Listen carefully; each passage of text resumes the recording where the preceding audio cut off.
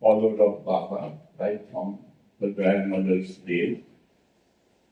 That the grandmother, Rupamai Karani, mother's mother, she was the one who brought the whole family to Baba. She used to go to Sapor Rupasni Maharaj, where Meherabad, after it's a divine kiss from Baba Jan, which made him lose consciousness of the cross world. And later on, slowly he started coming back to consciousness. And he came to Sai Baba, and Sai Baba came to Pasni Maharaj, who was at that time Shridhar Kelkar temple. And a master-disciple relationship was established between them. And he used to frequently, when Maharaj later on moved to Sapori, and frequently we used to go to Sapori. So Rupamai Karani also used to go to Sapori because of her brother, who was the follower of Upasani Maharaj. And Maharaj will always ask her, bring your children and family here. So at that time, Dina, my mother-in-law, Dina Talaki, must have heard her name. She was hardly 17, 18 years old. And she had other two sisters and brothers. So one day, Rupamai, for school holidays, took all the children with her to Sapori.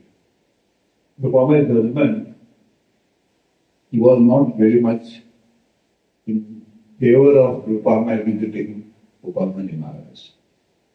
But he was a drama artist and he used to go on tours in the drama troupe. Whenever he was away, he would take the opportunity of coming to Sapori. And so one day she brought the whole family to Sapori. And Dina, she used to say her first experience of meeting Maharaj. Now they had heard that Maharaj does not wear any clothes, he is dark, tall, just has a bunny sack around his waist. And they were a bit apprehensive, how can we meet such a person? Especially Dina, and anyhow, due to the mother's pressure, they had to go there. In those days, the journey from Bombay to Sapori was not an easy one. You have to go back at the train, get down at the Kopargaon, Chichigi from station. From there, take a bullet car and come to Sapori. Long, dusty road. So by the time they arrived at Sapori that day, they were very tired. But after reaching Sapori, the first thing Rupamai did was took them all to see Maharaj. And Dina says, when I looked at Maharaj, especially his face and eyes, there's so much compassion and love on his face that we forgot totally about his nakedness.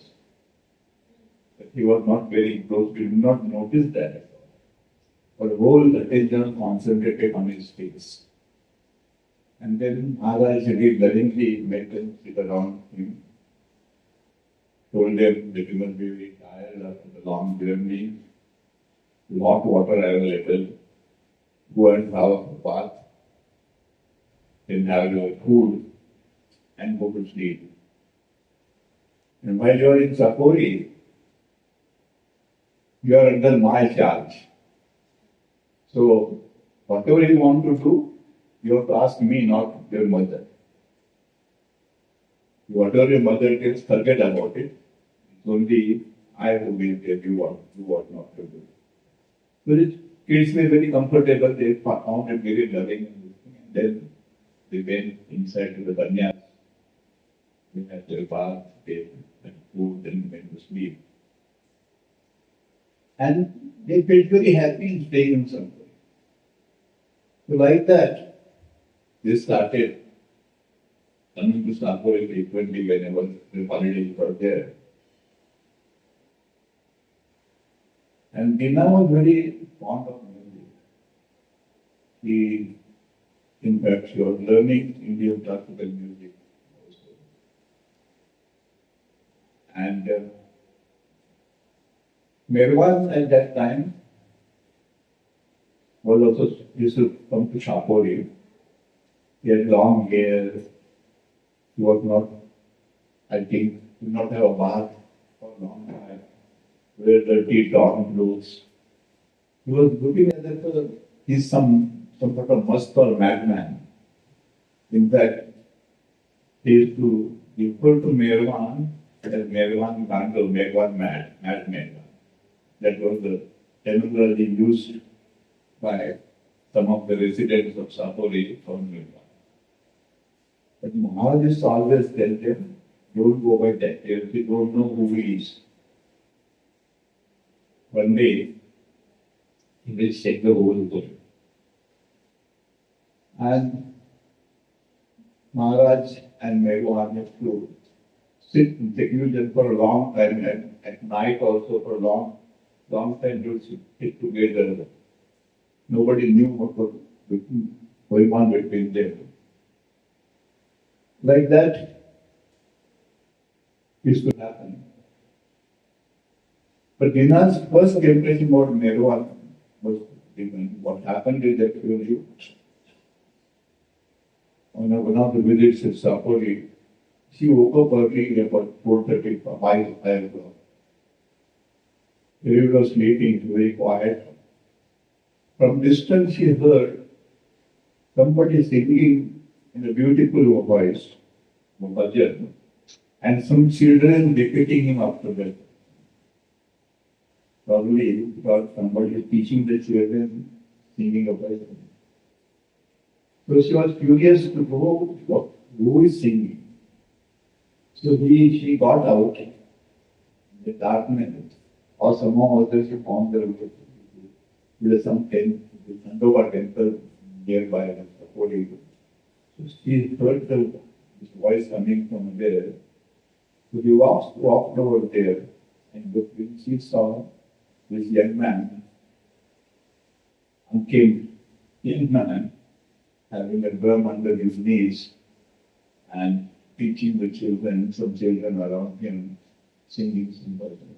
And it was so melodious, to this day, I can still hear the way that music was going on.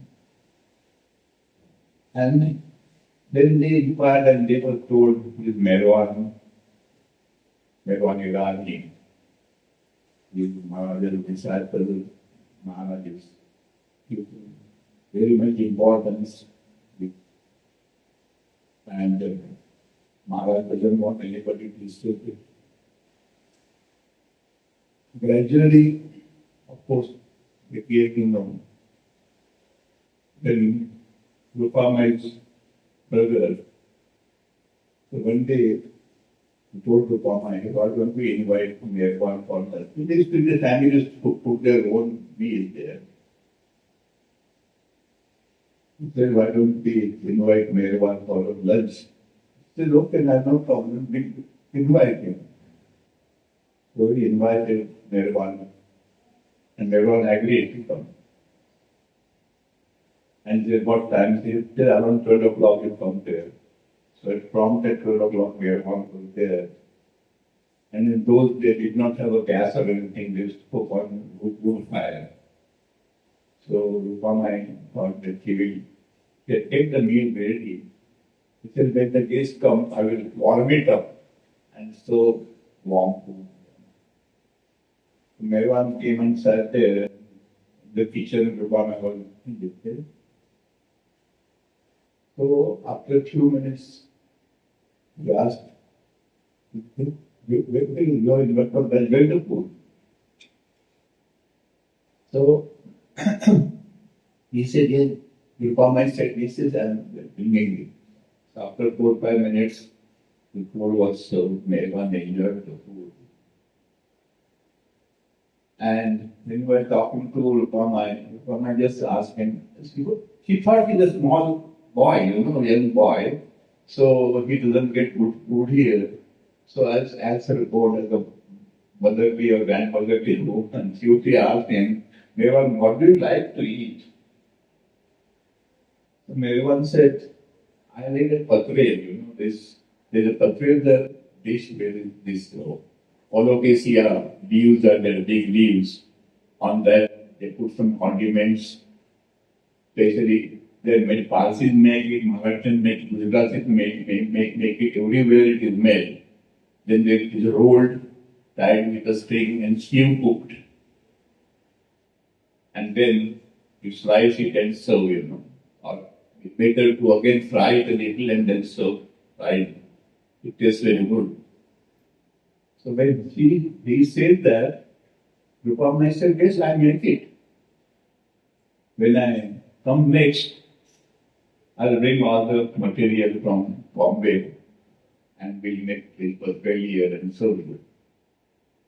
So after some time, when Rupamai again came, she had brought everything. Again, Dina also was there. And they had made the patrel everything, and they thought after the guests come, they will fry it and serve it hot. But they had a previous experience that Meherabad doesn't like to be kept waiting. And so they had kept everything ready, but they thought we'll fry the patrel only when the people come and serve it hot. So they came, they served chapati, rice, everything. And then Meherabad says, you have said you will make patrel, no, where is patrel? So they said, we are frying it. It take a little while, we will bring it. So after some time, again he asked, what is happening? Dina heard from the tent. Dina had a little temper, So she shouted from the kitchen. He said, Meherabad said, if we are not serving patrel, I will just eat this and go. So she shouted from the kitchen, it is no patience, let him go. You cannot wait for a few minutes, let him go. So he got up actually. Many of some other persuaded, no, wait. And then the patrel was brought. He loved it, enjoyed it. But Dina says, the first lesson I learned that day, never keep Baba waiting. So later on, later life, whenever there's many opportunities to serve Baba closely, especially when Baba was living in Nasik, the family moved to Nasik. And by that time, the greater son was born, and then Kavi was born in somewhere 1933, and the kids were young. But Dina would get up early in the morning, get ready, wake up the children, keep them also ready, well dressed. Because she knew Baba may come at any time. Or Baba may call me any time. So she used to keep a bag with children's spare clothes also ready. So moment Baba would call, she would immediately rush to go keep Baba with. So like that life went on. Then her future husband, Nawal Zalati, also used to come to Sapori because of Dina's maternal uncle. And was their friend, and in fact, he persuaded Nawal to come to Sapori. And there, of course, Nawal used to be there, the young man at that time. And one day, and what will happen is, everybody in Sapori, they were jealous of Meherabad.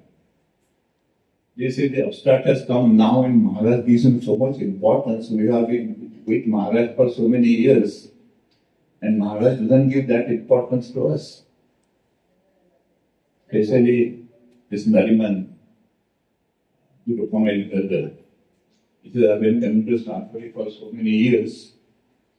And Maharaj doesn't give me that importance. So he was very jealous of Meherabad. One day there was some function at Sapori, and they had decorated a small pandal for that function. And this Nariman thought that why not to give all these decorations at night? So that in the morning there's nothing available, and this function will not go as yes. Maharaj wanted to. So, and he involved Nawal in that scheme. So in the evening, and there were no lights in Sapori at that time, they were to home with the fluorescent lantern. So in the evening, they removed all the bunting and everything. Quietly. And somehow the Maharaj came to know about it, that this is what will happen. Somebody must have gone to report to Maharaj.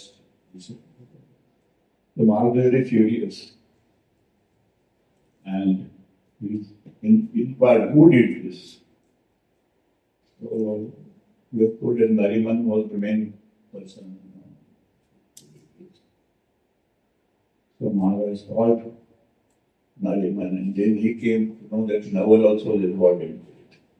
So they had a dressing down from Maharaj, and Maharaj told him, you work whole night and redecorate the mandal. By morning it should be as it was before you destroyed everything. So both of them had to work whole night, redo everything. And then at that time, Nawal realized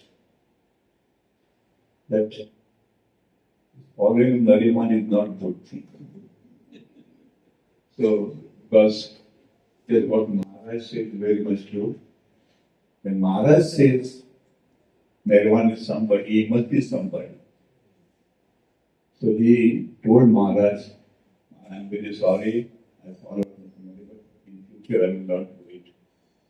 He also became a close follower of Meherabad. This was going on for 3-4 years, between this, because I think Meherabad stayed with Sapori on and off for about 7 years. Yeah. So this was the background of their coming to Baba. You started believing in Meherabad. Later on, Maharaj, Dina was young girl, so Maharaj asked Dina, is she interested in getting married? She says, it is my mother. He said, no, I have found somebody for you. So she says, you tell my mother, after my mother says, I will do. And Baba thought it Nawal a good match for Dina. And he asked Rupamai, would you like to get Dina married? I have found a boy for her. She says, Maharaj, If you say something, how can I say no to that? Whatever you say, I will willingly accept. Whatever your husband says, don't worry, I will make him understand. So Baba told her, this Nawal a good boy. I would like Nawal and Dina to get married. So she agreed. And this happened just 1 or 2 days before Meherabad left Sapori for good.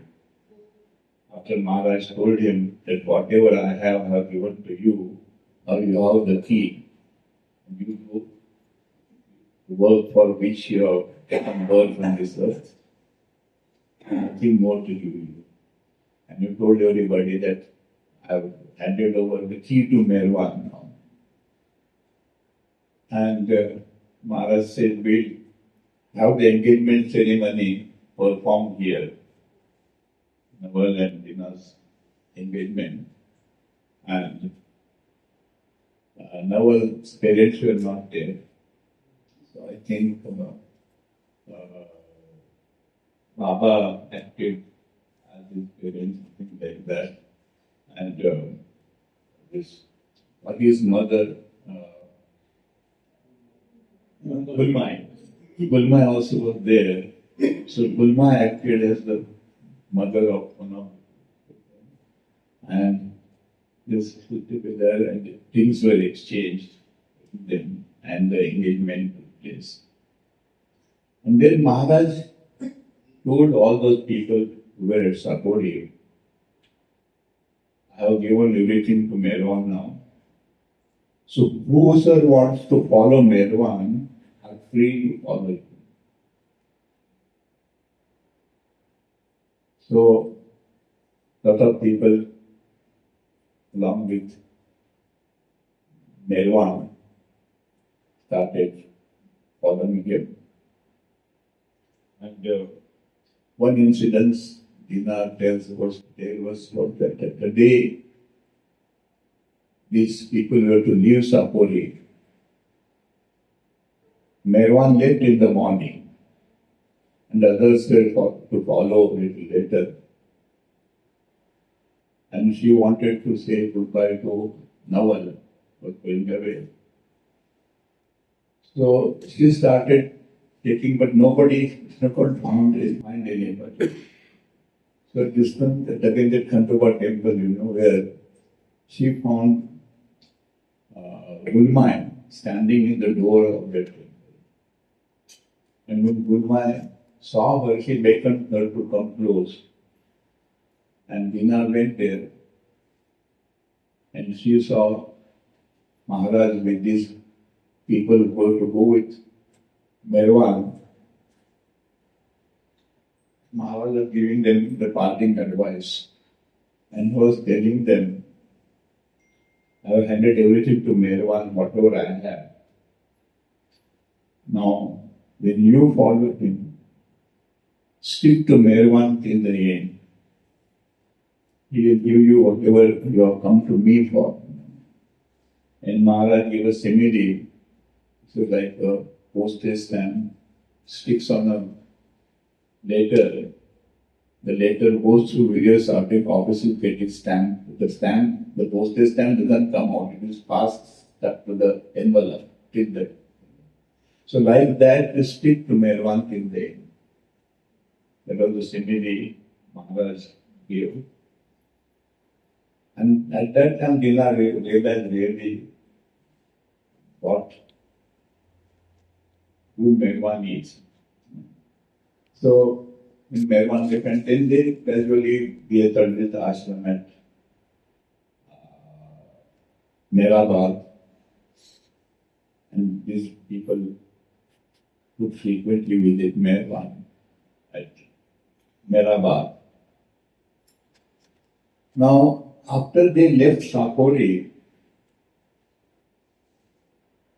Baba told everybody not to go to Sapori unless he sent them.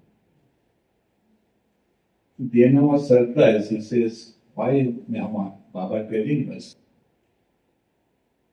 So she just asked Baba, Baba, why you saying this? Baba said, this spiritual plague in suffering. I don't want you to go there anymore. You should go there only when I ask you to go.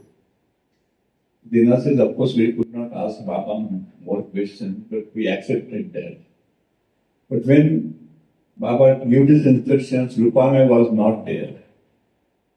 And Rupamai continued to go to Sapori, come to Meherabad, from Meherabad go to Sapori, like this.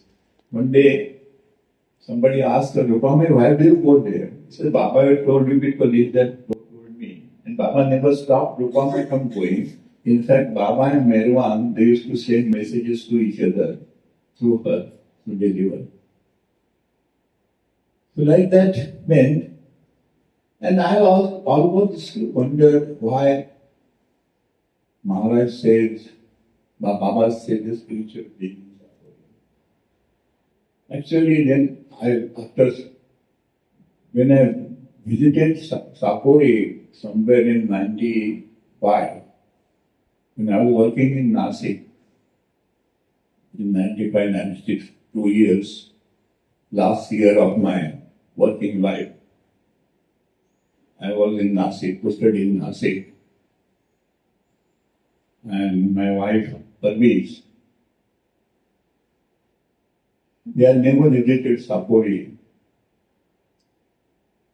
and Shirdi also, Sai Baba Shirdi also, because Baba had told not to go anywhere unless I asked you to go. They will strictly follow their instructions. But one day, Pratap Ahi had come, I was in Bombay, he had come over. And Pratap also said, I also I don't want to go to Sapori as a devotee, but I would like to see what is Sapori. I have heard so much about it. And Shirdi both. So I said, listen, I go frequently to Shirdi because Nasik was close to Shirdi. So a lot of my bosses from different places, the officers higher in category than me, they would always call me up. He says, arrange some program in Nasik so that we can come. And their main idea was to visit Shirdi and that Shiva temple near Nasik, these two places. So, and if they come in the official tour, they get all the traveling, everything at the office cost. We don't have to spend any money upon that. So, whenever somebody higher in the rank came to me, protocol demanded I should go with him to Shirdi. And in those Shirdi was not like today. It used to be crowded, but not so many crowds. And the PR, one of the trustees was connected with LIC as the agent, to the overall bank office. So whenever we had to go to Shirdi, we used to call him up, and he would make all the arrangements to get VIP passes.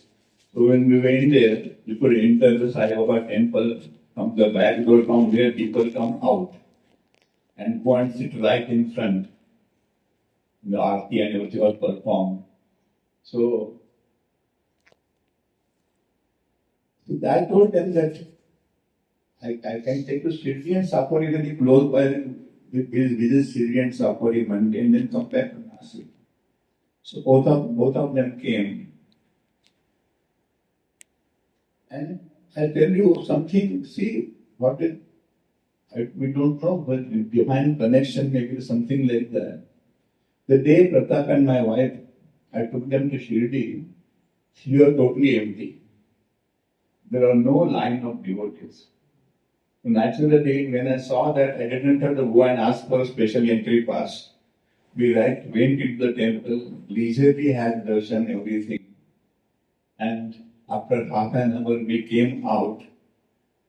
And I met this person who used to make our arrangements outside. And he said, what's happening? You didn't call me today. Didn't tell me you come to Shirdi. I said, no. I used to always tell Sai Baba that If I want to have a darshan, I will come as a commoner, not as a VIP. I don't like this VIP culture. And today that is why I kept my promise to him and I came as a commoner. My wife and my friends were there and we just wanted to see around, that's all. So see, he said, oh, wonderful. He said, so I said, what happened? I said, Sai Baba is arranged for darshan. There is nobody here. Today we could access the temple very easily, leisurely, we could see everything. And then from there, we went to Sapori. And there I came to know that lot of rituals are done at Sapori. Om, Havan, Puja, Archa, all these things happen. We, Baba, never. Baba said, I have come to destroy all these things. This is not religion. So, all these things, I said, this is what Baba must have meant, the spiritual plague in Sapori. Later on, the Meherabad Jasamana book is there in which he has given his memories of it. So he has mentioned there that Maharaj was tired of running this ashram. Baba never visited Sapori once he left it, 1921. And Maharaj frequently sent messages, Meherabad, please come to Sapori, please come to Sapori. And Baba never went. Finally, after great persuasion, Baba agreed to go, but said, I will not come to Sapori. We'll meet outside Sapori. So they got in the meeting there where they both of them met. And Meherabad writing this, Maharaj was very tired of running this ashram. And he frequently used to ask, Meherabad, why don't you take it over? Why don't you take it over? So finally, Baba agreed to take over the ashram. The amount to be paid, the compensation to Maharaj also decided. But Baba put one condition. He said, if I want to take over Sapori, all these rituals must be stopped. There are no rituals at Sapori. Just Maharaj's Aarti, they can perform, that's all. Nothing beyond this. And of course, there was so much Brahminical force on Maharaj. Maharaj could not agree to that. So then I realized what Baba meant, what must be this spiritual play in Sapori. Baba did not want all these rites and rituals to be done. Baba thought perhaps they will start doing the same thing in Meherabad also.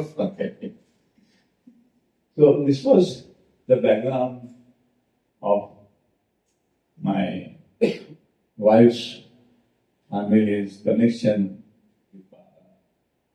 Dina used to say that when she was in Nasik, Baba, between I think 31, 32 to 37, 38, Baba stayed in Nasik. His headquarters was in Nasik. He used to go to Rauri and Meherabad frequently, but Rauri ashram was also there. Meherabad also there. So he used to go frequently. And at Nasik, many times Baba would come to Dina's house unannounced, ask for some food. The first time he came, and Baba did not like anything except dal rice, very simple food. The first time when Baba came and told Dina, I'm hungry. Can you give me some dal rice?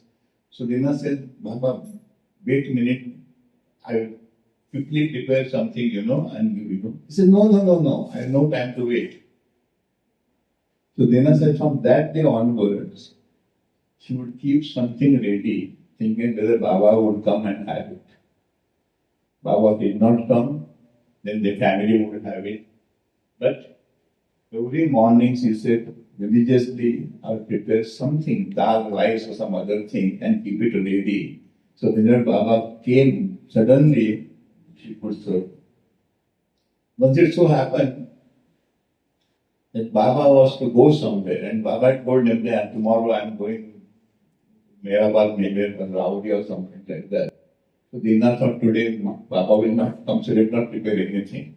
And Baba changed his plans and suddenly came over. So thereafter, even if the Baba was not there, also she would cook something for him. This was, and this is what Dina said, learn that never keep Baba waiting. Baba did not like to be kept waiting. So when a moment something happens, so this is how the connection went on. Then, of course, 38, Naval died, Dina's husband. And then Baba gave Dina the option either they can stay in the ashram with him or she can go and stay with her parents or she can stay out of home. Dina was independent minded. She did not want to stay in ashram because she had seen it's a Kotwal family. They are also staying with Baba. Savak Kotwal, Nargis, Savak Kotwal, they had young children and the children were all packed up to the boarding school. Illa, Naju, they're all in a boarding school. So they now thought, if I stay in the ashram, my children also Baba will send to the boarding house. I don't want them to be away from me. And she did not want to stay with her parents. So she said, Baba, I would like to stay on my own. So other no problem. So she moved to Bombay. And Baba was very generous with her. In those days, in the 30s, used to be about 250 rupees per month, the family, but the princely sum, I would say. And Dina asked, what Baba, why do you give so much money? He said, be comfortable. So, and Dina would spend minimum amount from that money, save everything as much as possible, and they never shared account with Baba, operate Baba as a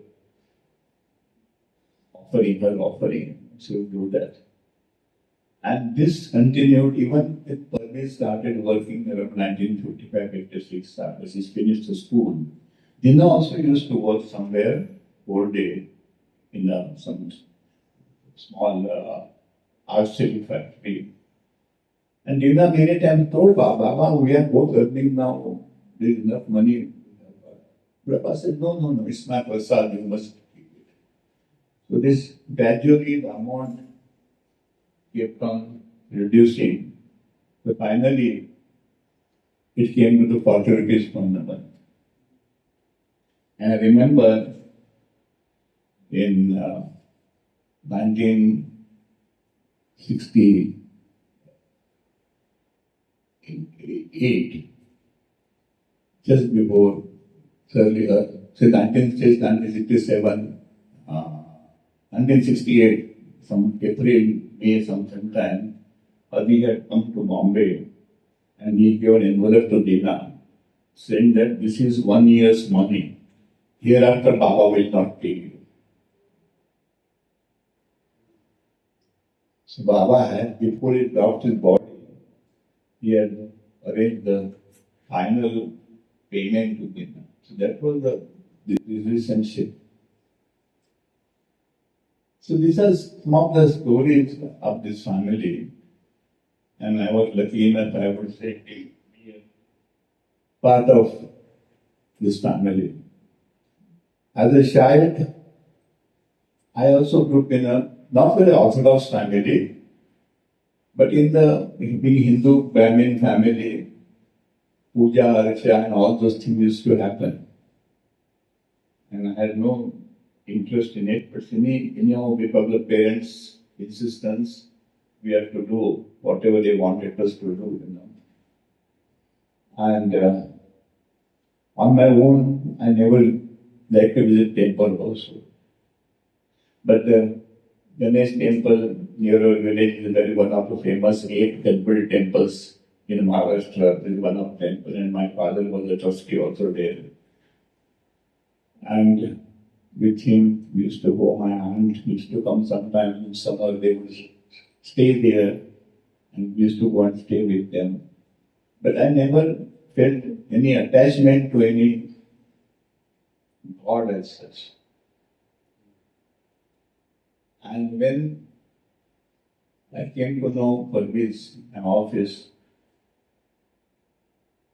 and she, during summer, every weekend, she would rush to Bombay on Saturday, Pune, on Saturday, our office closed at 2 o'clock. So she would come with a small bag from the office, run to VT station to carry the train to Pune. Monday morning, come back, early morning train from Pune, straight to office. And I used to, many times, tease her.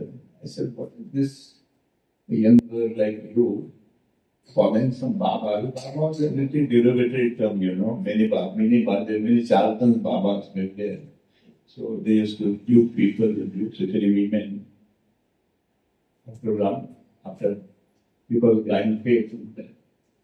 So I teased her. I said, you're younger like you, weekends, you should see a movie, go to some restaurants or some good meal, something like that. Instead of running after this crowded train, I will get train just rush through it. And she says, you don't know Baba is. He's not like other Babas. To us, he's the avatar of this age. And we take him the avatar. We don't believe in anybody else. So this went on for some time. And in November 1962, Diwali holidays, one of my cousins, he was staying in Pune, in the university campus there. He was working in Pune University. He was alone. His brother used to be in Bombay also, staying with me. I used to meet him frequently. So he would always tell us, both of us, come sometime to Pune. I have got a beautiful small cottage in university campus. And then university campus is a beautiful campus, a lot of trees. Like you go, you're staying in some jungle somewhere. I don't know how it is now, but at least in those days, like very quiet, peaceful, no noise from anywhere. So this Diwali holidays, we decided, both of us, brother and me, will go to Pune. And I told Parvez that this weekend I'm going to Pune. He said, I'm also going to Pune. I said, why your Baba comes there in the summer? It is winter now. He won't be there in Pune. Why are you going to Pune? He said, no, Baba is there in Pune. And there's some program called Easter Gathering. Lot of people are going to come there. And if you feel like it, he told me where they were staying. He said, come and meet me there.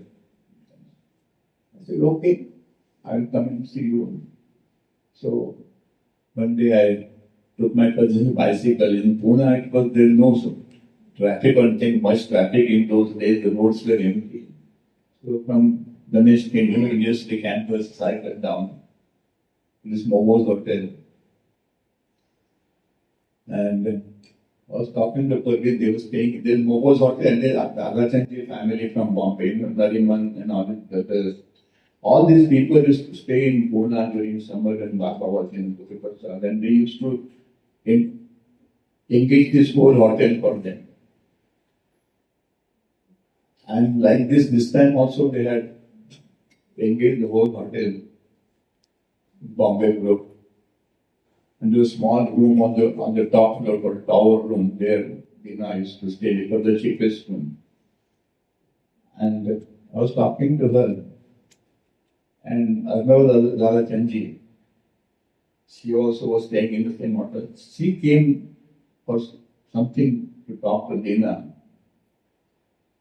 So naturally, Parvez introduced me, my colleague from the office. And he has also come to say, I never immediately asked her, Baba is giving darshan to everybody to do. Eastern gathering was invited people. We had to have that pass and then only you could enter Guru Prasad. But the last day of the Eastern gathering, Baba agreed to give free darshan to anybody who is coming for darshan. So a lot of people were expected to come for darshan. So Annama said, today Baba is giving darshan to everybody, so why don't you ask your friend to come for darshan? And When she asked me to let her darshan, it was a big question. Saying no would displease her, she would disrespect Baba. Saying yes, I was not keen to have the darshan. So anyhow, I said, no harm. I said, yes, I will come. So she said, in half an hour we are also going to Guru Prasad, you will come with us. So I accompanied them. And after reaching Guru Prasad, she told me, the main school on that side, this side, women's school here, so when you come here, you go that side. And so I went there, and like this, Baba was sitting in dais on the big, huge pandal was there, people sitting on the chairs there, many chairs were there. At the end, one side, there's a long queue of people going for darshan. So just standing, looking around, thinking whether to join the queue or not to join the queue. I looked and I said, why is this timing standing in the line for some Baba's darshan? I said, I don't know who Baba is actually. And I was hesitating, but then I thought came to my mind, this girl treats him as God. When I meet her again, and she asked me whether I had darshan, I had two options. One, to tell her I had darshan without having darshan, tell a lie. Or tell her I did not have darshan. I did not like to tell a lie myself. And telling me frank that I did not darshan displeased her. So what's the better option of this two? What to do now? I was a bit hesitant. And one gentleman dressed in white, tall gentleman, elderly person. He must have seen this hesitation on my face. I do not know what happened. Actually, he caught my arm. He wanted to have Baba's darshan and joined the queue. So literally pushed me. So he made the decision for me that I should join the queue. Anyhow, I walked along with him for about 5-6 minutes. I reached before Baba. Today, to this day, I don't remember what happened actually. All I feel is I must have passed in front of Baba with folded hands. It was few seconds, a fraction of a second I would say, and walked out. And when I walked out, sure enough, I met this girl outside. And she asked me, did you have Baba's darshan? So I didn't have to tell her lies. I had Baba's darshan, that's all. Now Baba says that whoever wants to come, you don't come to me, I will to you. It is my pull that brings you to me. So I don't know whether I did not see, I didn't remember how Baba looked, what happened actually. But he must have seen me, I believe, because I believe, seeing the latter part of my life, after that. So anyhow, that was my first glimpse of Avatar Meherabad in Pune. I still gathering.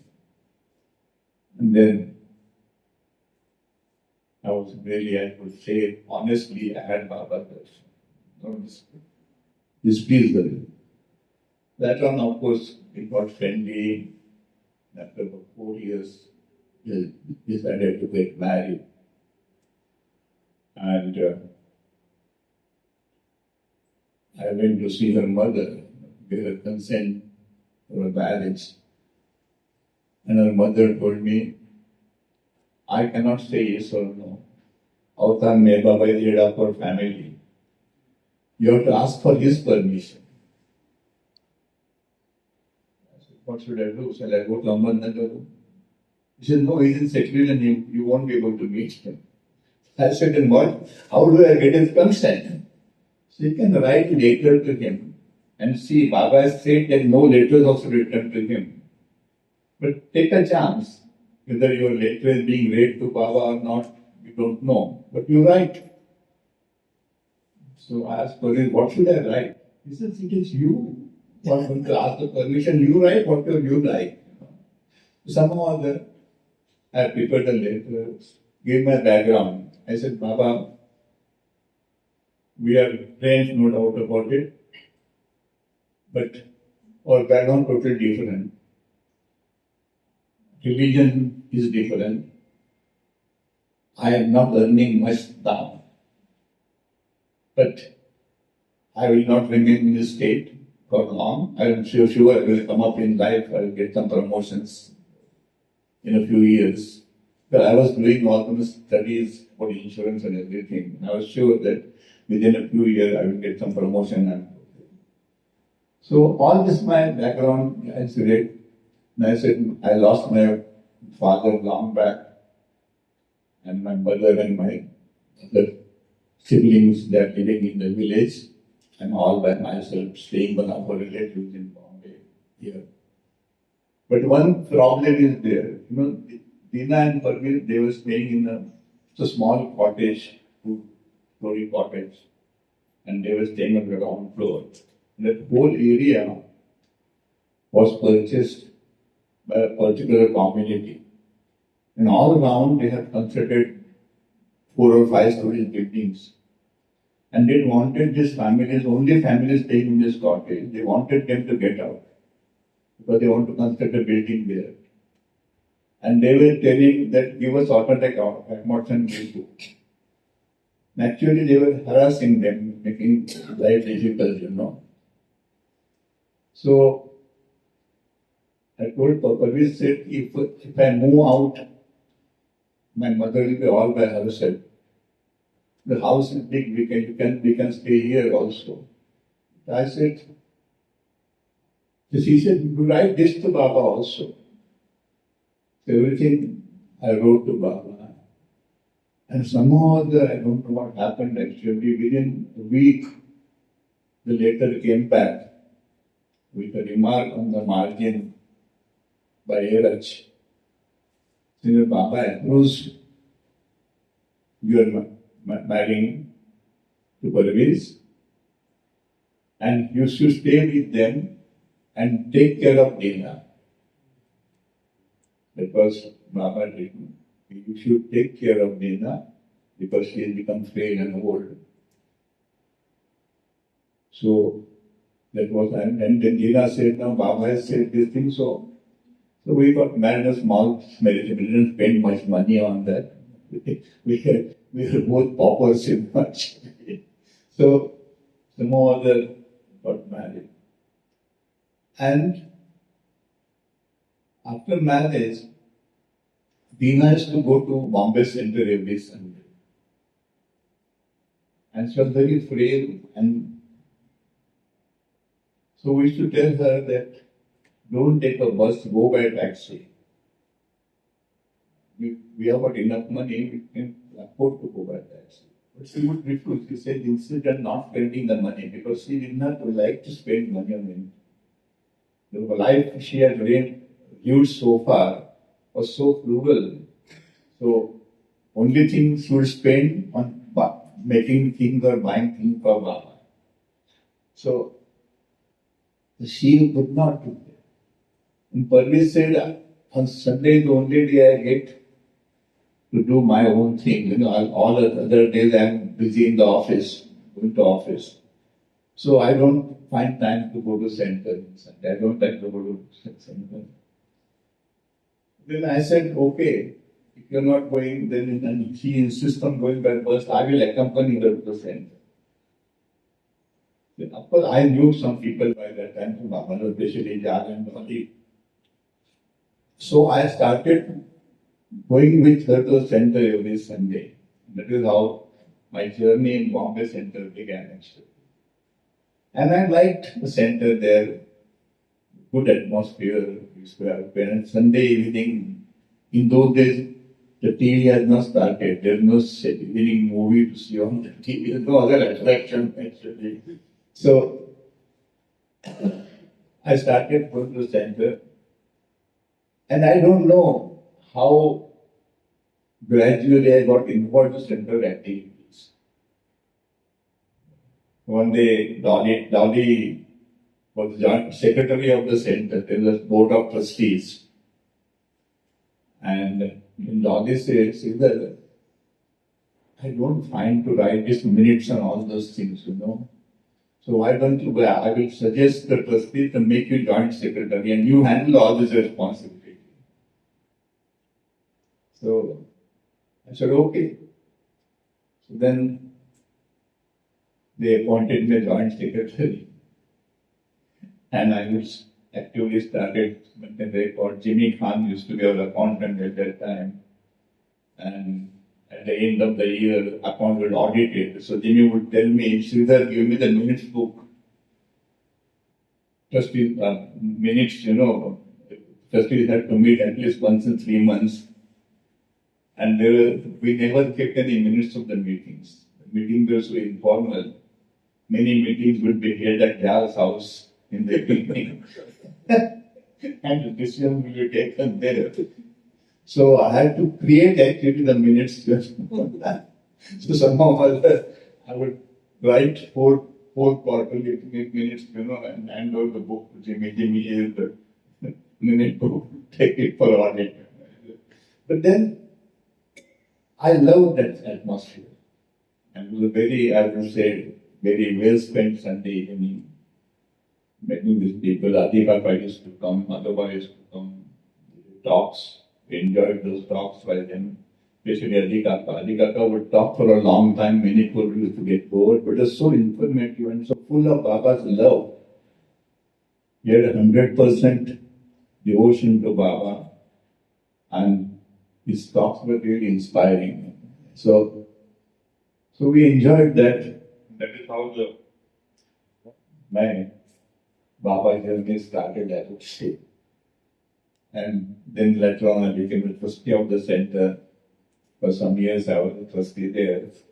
When I was finally transferred in 1992, first to Aurangabad, then to Nasik. Then I told the trustees, sir, I won't be able to attend the meetings now, so I would like to resign. They said, you can continue, what is there? Jal also has gone to Meherabad, but still he is a trustee. So I said, no, better you take somebody who can do the work at the center, instead of my just remaining at the name. So I resigned as a trustee ultimately, from 90 to 93. But I loved all the senior people, like Sam's father was there, and there was Jata Provewala, all Mansali's brother, Minu Desai, they were all people there, senior people. They used to have fights among themselves frequently, you know, and I had to act as a peacemaker. They would tell me, he says something that I don't like. We should not do like this. But Jalbhai, please understand his point of view also. And I would talk to both of them and tell them this. Like that, many things happen. Wonderful people, and I really love the atmosphere there. And learn more about Baba. So this is how I think Baba drew me into his love, I would say. But one thing happened many years afterwards, after we got married. One day we were talking to another Anji, and she said, I was present when your letter was read to Baba. And Baba said, I know this boy. She says, I don't know how it was Baba must have. I said, Baba had one glimpse of Baba, so 1962, one fraction of a second I passed in front of him, folded hands. How could he know about me? He said, Baba is God. He knows everything. So that one glimpse also, he must have found you what you are. And that is why all this lateral journey took place. That's your destiny. Baba says, this is everything I decide, nothing gets altered. Even if I want to alter it, I will not be able to alter it. So it should happen. And I was amazed really. This is not happening. But this is how there are several people, many working in Baba's family, In one glimpse, they have come to Baba and devoted their whole life to Baba. So this is the, I would say, the avatar's work, how he would bring people to him. Baba said, you don't come to me, I bring you to me. And this is very much true. I 100% believe it from my own experience that how he brings us to him. And we are few here were lucky, I would say, that he has proposed to us. And like Pasane Maharaj told his people around him, stick to him like post this done. Whatever it may happen in your life, never leave him. Never leave him. Baba's daman, Baba said, hold on to my fast to my daman, do not leave it. But at the same time, he would say, even if you leave it, once you put your head on my feet, I keep my hold on you. There's a beautiful story I would like to share with you. Few minutes more, okay? Half an hour, yeah. You must have heard about Madhusudan, who used to sing the Bhajan Mandli. He has composed so many bhajans, beautiful bhajans, and his bhajans are really delightful. It brings out all Baba's philosophy in a few words. But like everybody else, Madhusudan also had maybe some problems, clash, personality clash. At some point of time, he had a different opinion with Puna Bhajan Mandli. And to defeat that, he stopped coming to Baba. But then after some time, he realized his mistake. And once he came to Bombay Center, one Sunday, sing at Bombay Center, and luckily Parviz had heard nonsense coming, so she also came to the center that day. And she knew him very closely.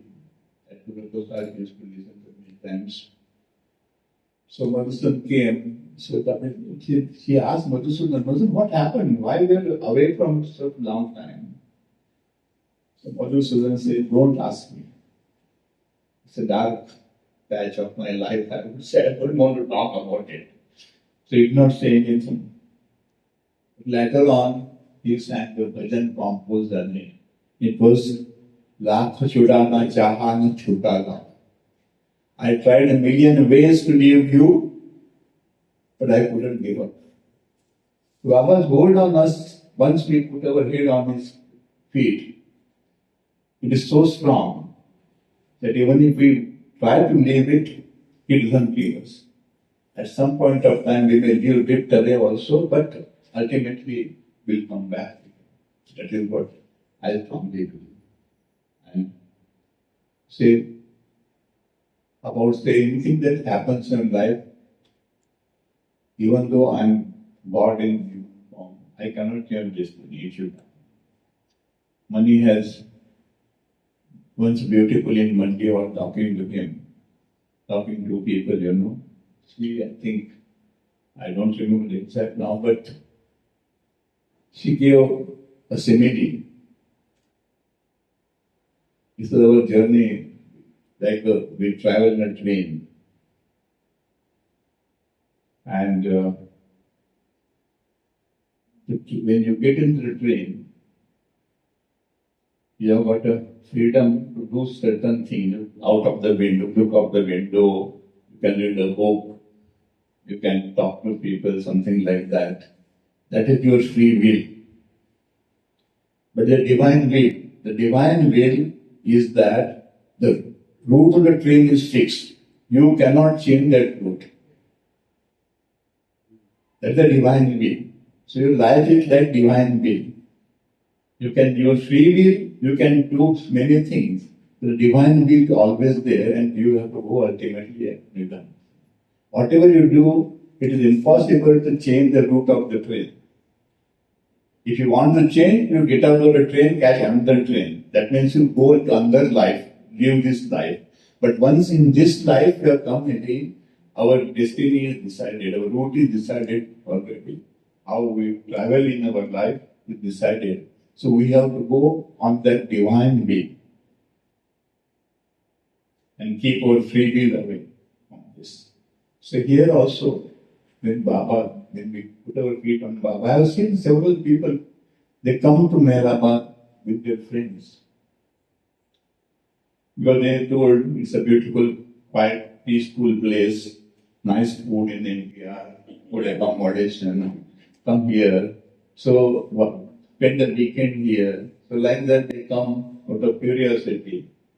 But they don't go to Samadhi, sit outside. They keep on visiting twice, thrice.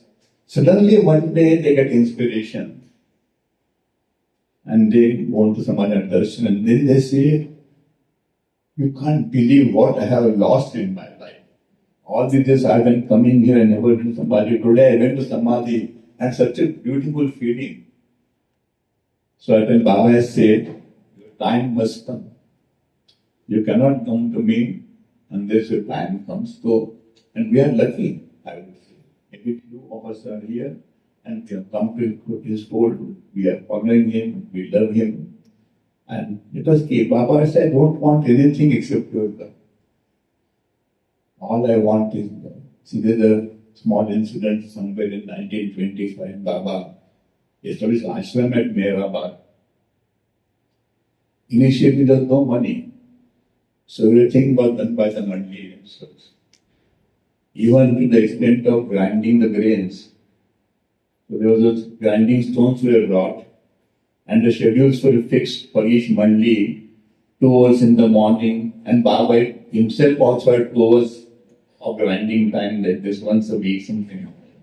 And Baba used to sit and grind. As grinding story, you find the tin shape there at Meherabad, you can still find that it is there.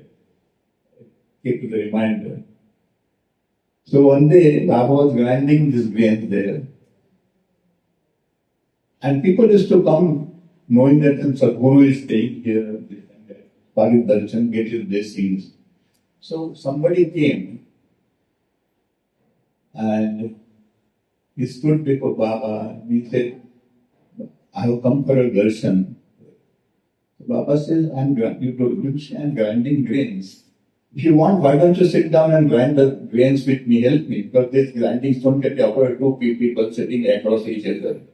So why don't you sit with me and help me grinding this? Baba said, he said, I have not come to grind grain here, I have come for darshan. They said, you have to wait for my darshan till I finish my grinding. You stood there. Finally, Baba got his. Baba said, okay, you have my darshan, come on. Baba told him, listen, I grind people like I am grinding the grains. And after only the grinding, you can become my lover. Till the grinding is done, nothing. So, he had darshan in left, and Baba told the monthly, how fool this man is. What if 1 in a million gets such opportunity to work along with this Avtar? Sadhguru Baba is one that they are not called Avtar, we are calling Sadhguru Meher Baba or Sri Meher Baba. So once in a lifetime, you get this opportunity, and I have gained the opportunity of sitting with me, holding this grinding, his rod, and along with me grind. Nobody would get this opportunity even by asking. And I am offering this man, but it was not in his destiny to do this thing. He had come for darshan, he must be having some wish, something like that. So he would tell, I will express my wish to Baba and get his blessings. He says, God, come that right? But he said, Baba says, this is what happens. When the opportunity is there, hold it with both your hands. Don't allow it to go. And give the opportunity. So he has given the opportunity of being with him. So we always remember him. He is the author of this age. And ultimately, whatever has to happen in our life, good, bad, ugly, is going to happen because of his blessings, and only those blessings will take us through the life. It's not without Baba. Actually, what happened is we got married in November 1966, and summer of 1967 gone to Pune. Baba was Guru Prasad at that time. But Dina had told us, do not try to ask for Baba's darshan. If Baba calls you, then only go and have a darshan. Otherwise, don't go. If somebody asks you, you will definitely meet Baba's mandi. Paris will take you to Daimai's house to meet, and others may come to meet others. They will ask you, do you want to have Baba's darshan? Say, we don't have to Baba's darshan because take his orders in seclusion. So unless Baba calls us for darshan, we will not go to darshan. So sure enough, when we went to Indra house, where his mother is to stay, my and his brother, sister Manu, everybody used to be there. And I tell you, when I entered that house, the welcome I got, it was long lost family. They were so loving. My made us sit there, the small kitchen, and they used to always keep on the Victorian stove, kerosene stove, hot water. So she made us to sit there, made a cup of tea, talk to us, and then she said, Eras, wherever Baba is in Guru Prasad, Eras comes here in the evening. Night is spent here, goes back to the morning. So Eras will come in the evening. So why don't people come in the evening, have a dinner with us? So we said, okay, we'll come. So we went to Dinner house again in the evening and met Eras. And Eras made me sit with him, asked me, told him, your late father-in-law, Nawal, was my very close friend. So he asked me many questions about me, my background, everything. But then Nawal was always died, of course. But he made me very comfortable. And then he asked me, would you like a Baba darshan? I told him, Eras, this is what Dina has told us. Baba is not to break his orders. He is very particular of not breaking Baba's orders. So I said, we don't want to have Baba's darshan unless he calls us. So Eras said, okay. But tomorrow, when I go back to Guru Prasad, I will tell Baba what happened at dinner house previous evening. Baba will ask everything. So, but so long as we are in Pune, keep on coming here. Why then where you are staying? The police said, Baba, Eras, we have got some relations, Shridhar got some relations here. So one day we stay with somebody, next day with somebody else, and in fact we were staying in a hotel. But she did not want to reveal where we are staying. So she said, bluff him. Eras said, okay. So next day, he told Baba that we are here in Pune, Meherabad. And he told also Baba, I asked them, will they were back to darshan, but they say they don't break your orders and not come unless you want them to come. So when ladies heard this, especially Meherabad, and Baba said, I'm very pleased. Tell them, I will not give them darshan this time, but I will definitely give them darshan. And Meherabad said, Baba, you don't get darshan, but let them come on the side of Guru Prasad, at least we can meet them. So Eras said, okay, I asked them. I said, no, if you go to Guru Prasad like this, we may claim Baba, we don't want to do that, we will not come. It's okay. But then Eras told us, the main mandi is going for a movie tomorrow. You will never hear in the afternoon 2:30 show. So when the show ends at 5 or 6 o'clock, if you want, you can be there. You can meet all the main mandi.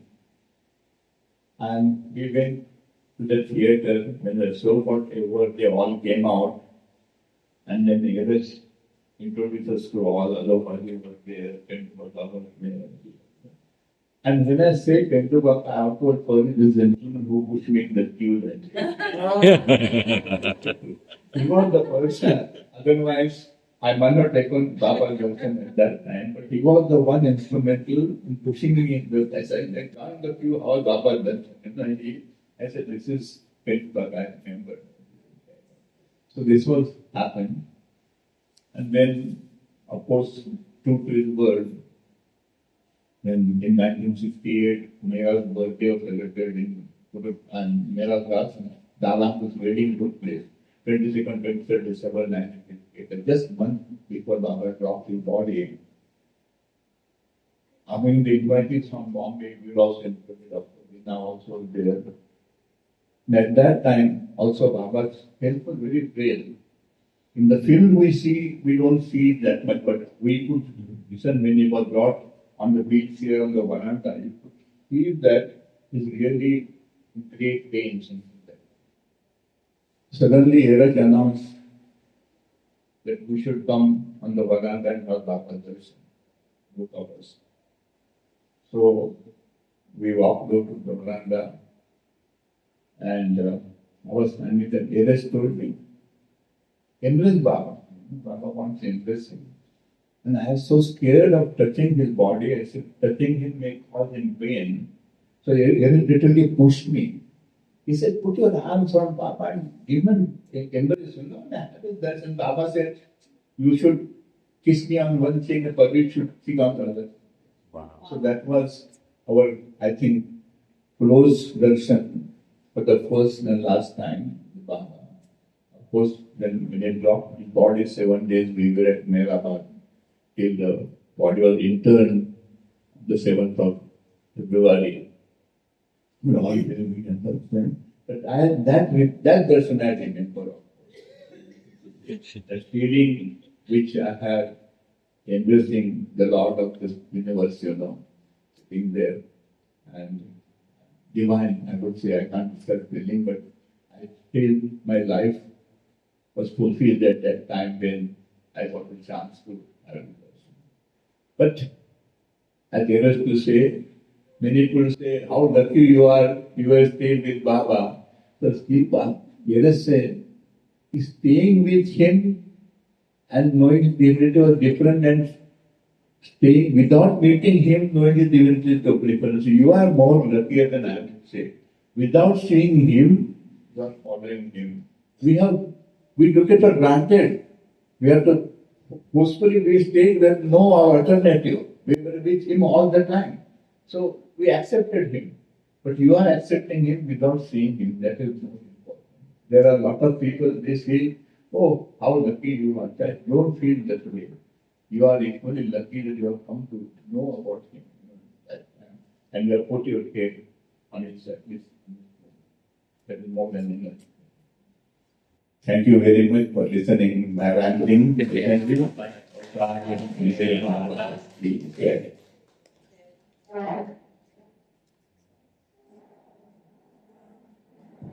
Uncle.